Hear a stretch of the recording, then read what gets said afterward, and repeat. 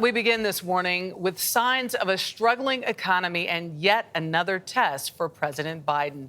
The Labor Department said Friday that only 194,000 jobs were created in September. That is far less than what most analysts had expected.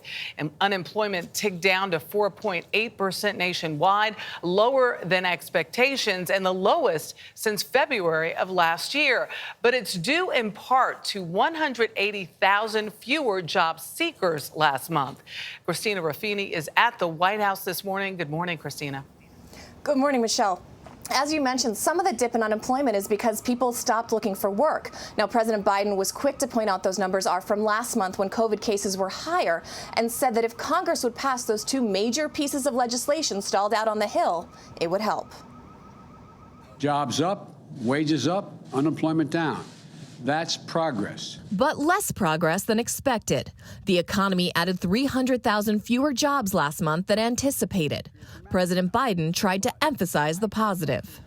For the first time since March of 2020, the American unemployment rate is below 5%, a significant improvement from when I took office and a sign that our recovery is moving forward. Lingering health and safety concerns are hindering that recovery. The latest figures show there are 1.5 jobs available for every unemployed American, the largest gap in U.S. history. People are still fearful of COVID and what it will be like in workplaces and ensuring their own safety. The labor shortage is being felt by businesses across the country. In an effort to recruit, Bank of America announced it was boosting its minimum wage to $21 an hour. And this California casino is offering signing bonuses to try to fill nearly 200 open jobs. Never in my career have we seen such a demand in the workforce. Cook Richie Adelin's new gig came with a $2,500 appetizer. You got to love your job. You got to love what you do. I mean, I love doing that.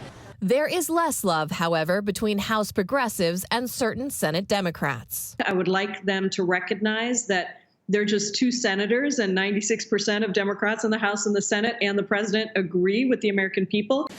Still trying to work out a path forward for the bipartisan infrastructure bill and the larger $3.5 trillion social spending plan. Legislation President Biden says will directly impact the American economy. These bills are not about left versus right or modern versus progressive. These bills are about competitiveness versus complacency. Now, it's not all bad news. Senate Republicans and Democrats did come together and get a deal on raising the nation's debt limit, something economists and markets were really worried about compromising that sluggish recovery.